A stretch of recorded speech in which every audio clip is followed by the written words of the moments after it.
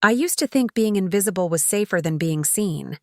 There was a strange comfort in blending into the background, letting everyone else speak louder, laugh brighter, and take up all the space I never dared to claim. My parents never understood me, not really. To them, sketching faces and writing about emotions was nothing more than a pastime, a distraction from what they considered real life.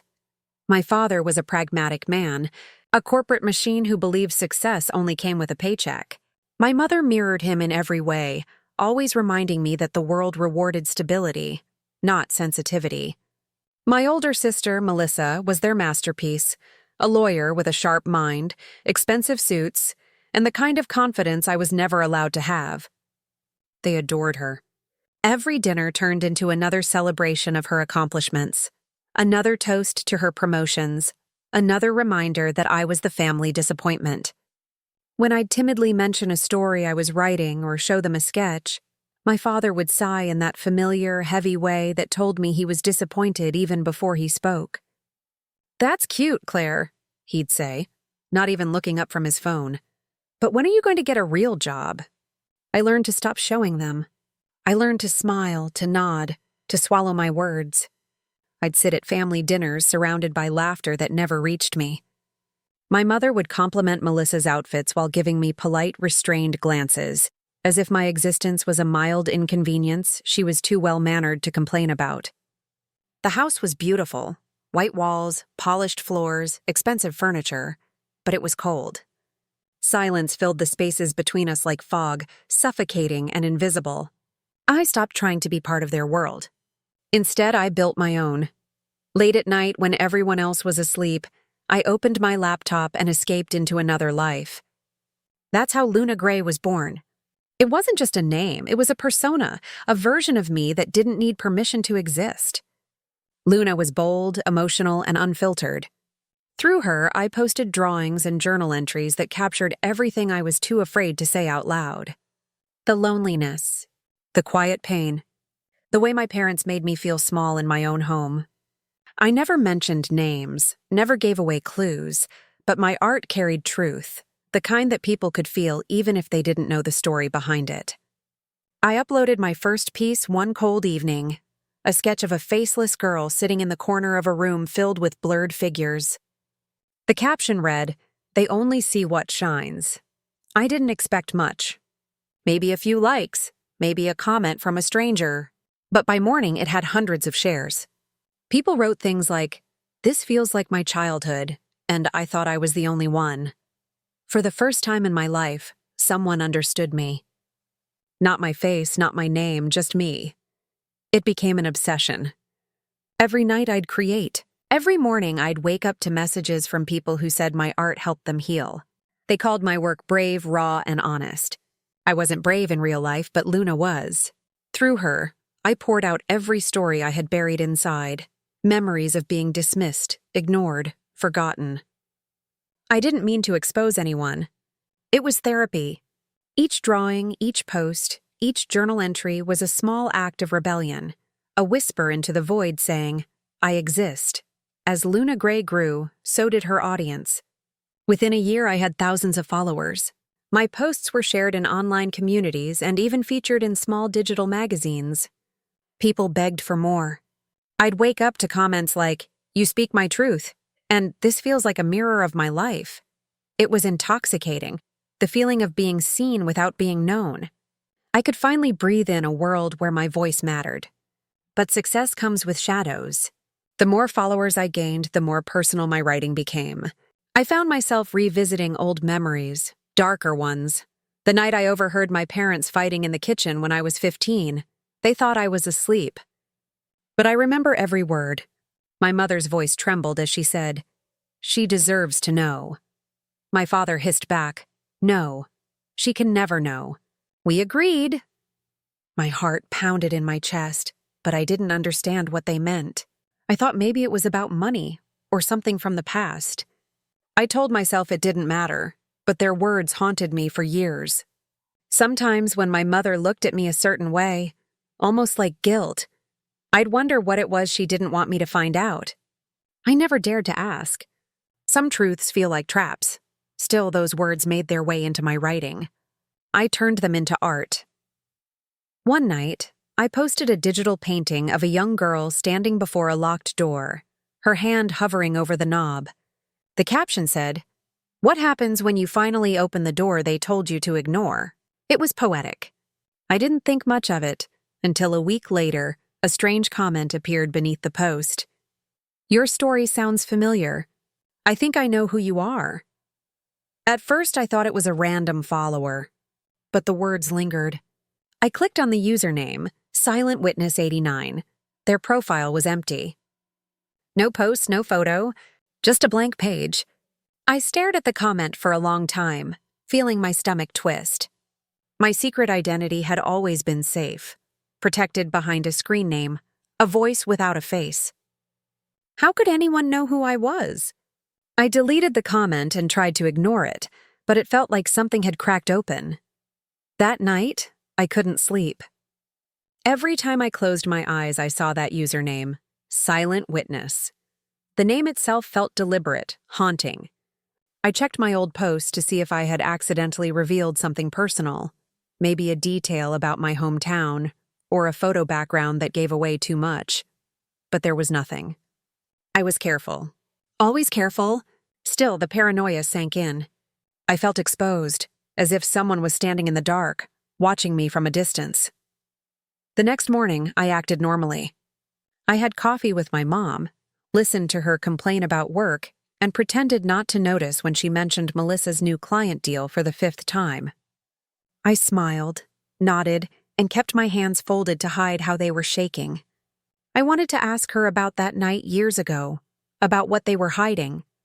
But every time I imagined her reaction, I saw disappointment.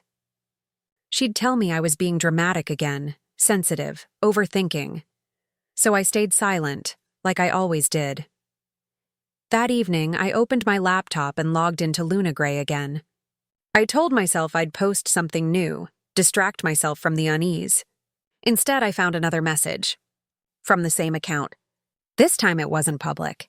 It was a direct message.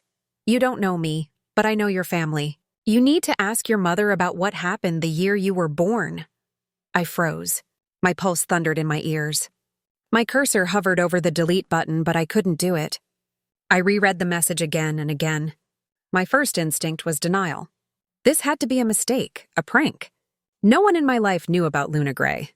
Not even my best friend. I had kept those worlds separate for a reason. To protect myself from judgment, from misunderstanding, from my family's inevitable disapproval. But how could this stranger know something about my birth? I tried to rationalize it. Maybe they were just guessing. Maybe it was a coincidence. Yet, deep down, something inside me whispered that this was connected. That long-buried conversation, the uneasy silence that had always lived in my parents' eyes. It all felt like pieces of a puzzle I was finally close to seeing. I didn't reply that night. Instead, I shut my laptop and sat in the dark, listening to the hum of the refrigerator and the rain tapping softly on the windows. I stared at my reflection in the glass and barely recognized the person looking back. Luna Gray had always been a mask, but now it felt like a mirror, one that was starting to show more than I intended. I thought about deleting everything.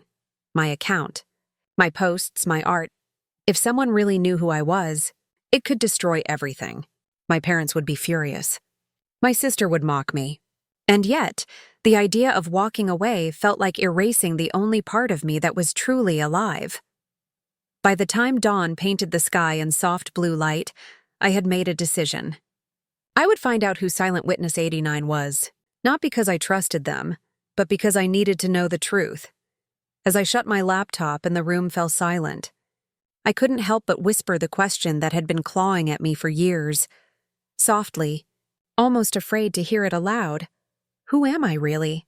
And for the first time, I realized that maybe Luna Gray wasn't just my escape. Maybe she was my only way to find out. The message from Silent Witness A9 burned in my mind for hours. I stared at the words on my screen, my hands trembling so hard I could barely hold the mouse. Your mother isn't who you think she is. You're adopted, and the woman who raised you paid someone to hide it. It felt impossible, absurd. My mother wasn't perfect, but she was mine. I knew her face, her voice, her habits, the way she'd hum softly when cooking, how she'd tuck her hair behind her ear before saying something serious. That couldn't be fake. It just couldn't. Still, the message sat there, glowing against the darkness of my room, a single line capable of shattering everything I thought I knew. I tried to convince myself it was a cruel prank. Maybe someone had pieced together details from my posts and decided to play a sick game. But deep down, beneath my disbelief, something inside me stirred.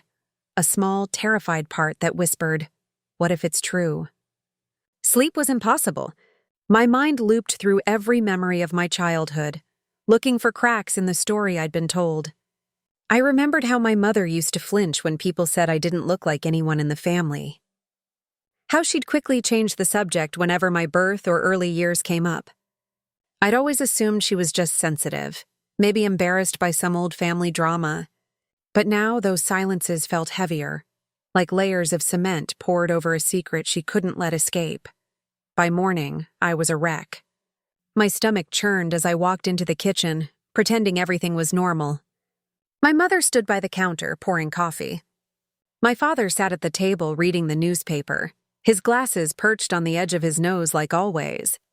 It was an ordinary scene, the same one I'd seen 1,000 times. But now it looked staged, almost artificial. Like I was watching actors perform the roles of mom and dad. "Morning, honey," my mother said gently. I looked at her, trying to see if I could recognize something. "Als." Her smile was soft, practiced. My throat felt dry. "Mom," I said quietly. My voice didn't sound like mine. "Can I ask you something?" She turned, curious but cautious. "Of course, sweetheart." "What is it?" I hesitated. The words hovered on my tongue, but I couldn't force them out. My father looked up from his paper, sensing something. "You okay, Claire?" I swallowed hard. "I got this message," I finally said, my voice shaking. "Online, someone said something about me. About how I'm not really your—" Before I could finish, my father slammed his coffee cup down so hard the sound made me jump. "Where did you hear that?" he barked, his eyes blazing with panic. My mother froze, her face draining of color. "Claire," she whispered, "who told you that?" I looked between them, terrified. Their reactions told me more than any answer could. "So it's true?" I asked, my voice breaking. "You really—" My father stood up, his expression hard. "You don't know what you're talking about. Stay out of things you don't understand. I have a right to know," I shouted back. The words burst out of me before I could stop them. "You lied to me my entire life." My mother's hands trembled. Tears welled in her eyes, but she didn't say anything. My father's jaw tightened. "Drop it," he said sharply. "This conversation is over." But it wasn't over for me. It had just begun. I ran upstairs shaking uncontrollably and locked my bedroom door. My heart felt like it was being crushed from the inside. Every laugh, every hug, every memory suddenly felt tainted, like they all belonged to someone else's story. I buried my face in my hands and cried until my body ached. Eventually, I grabbed my laptop, needing to release everything before it consumed me. I opened my Luna Gray account and started typing. I didn't name names or reveal details. I just poured out my confusion, my anger, my heartbreak. I wrote about what it felt like to realize that the people you trusted most might have built your entire life on a lie.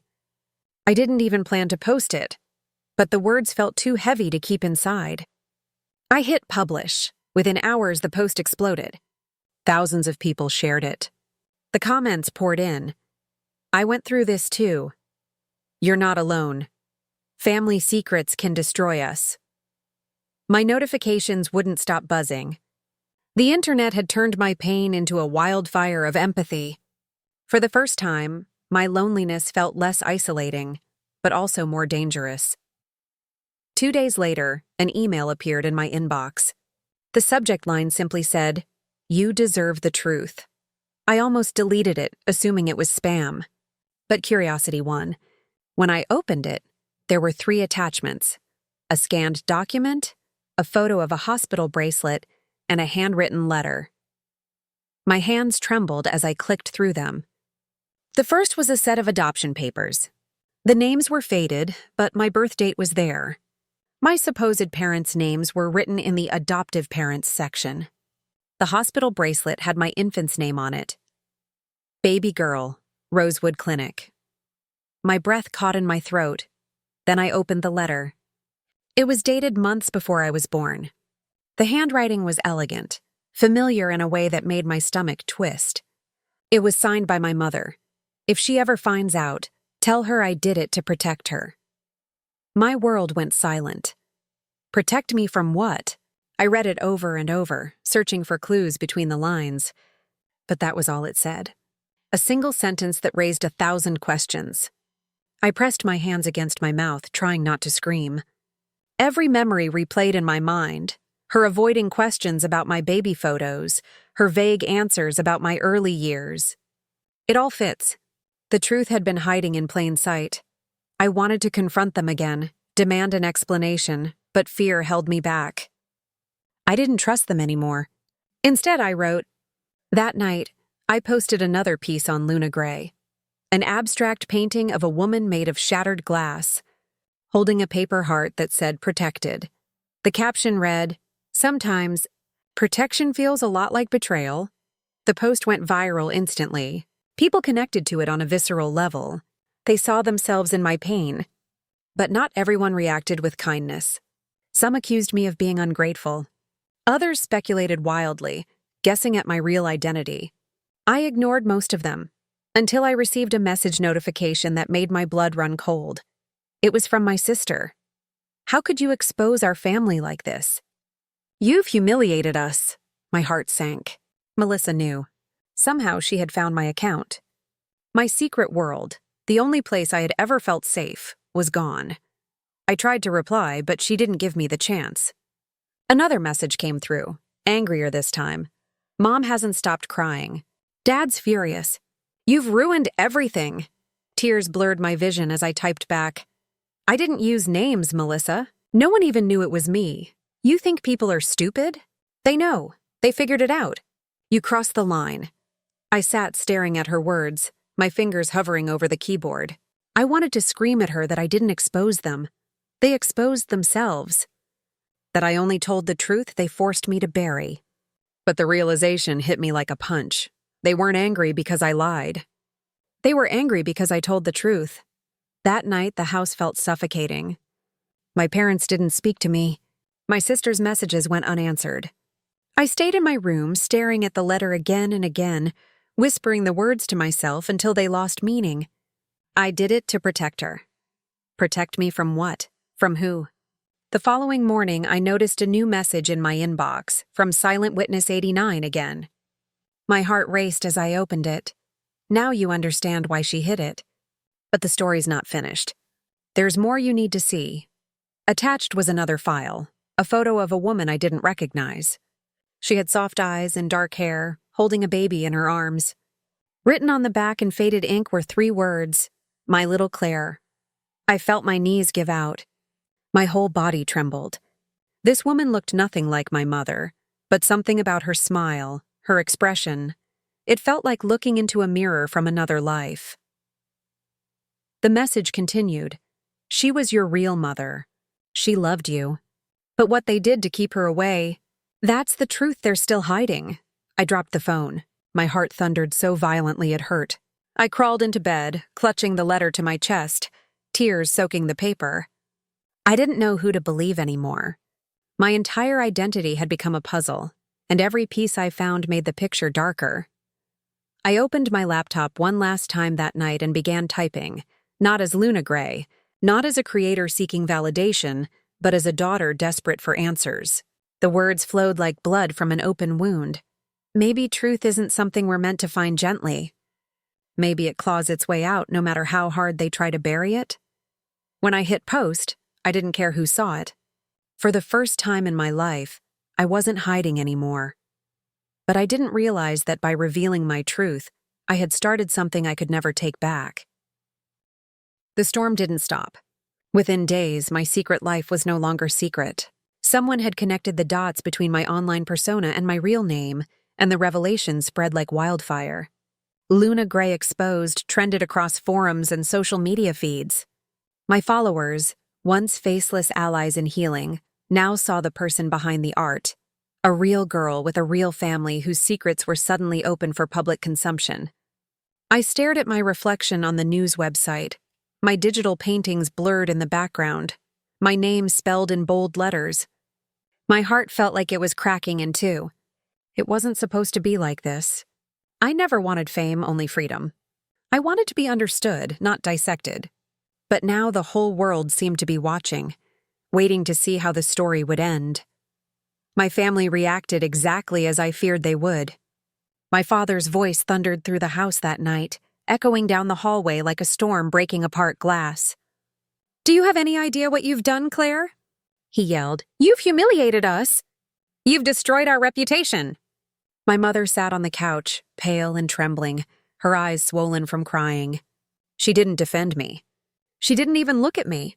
I tried to speak, to explain that I hadn't meant for this to happen, but my words dissolved under the weight of their anger. My sister Melissa sent one final text before blocking me everywhere. "I hope it was worth it. You've lost us for good." The silence that followed was unbearable. I stayed in my room for days, curtains drawn, laptop closed.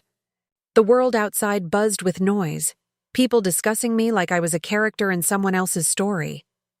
Some called me brave. Others called me ungrateful, even cruel. The comments blurred together into a sea of opinions I couldn't escape. I deleted the apps, but it was too late. I was already the villain in one story and the hero in another, depending on who was watching. The guilt ate away at me. I replayed everything in my head. The posts, the messages, the moment I hit publish.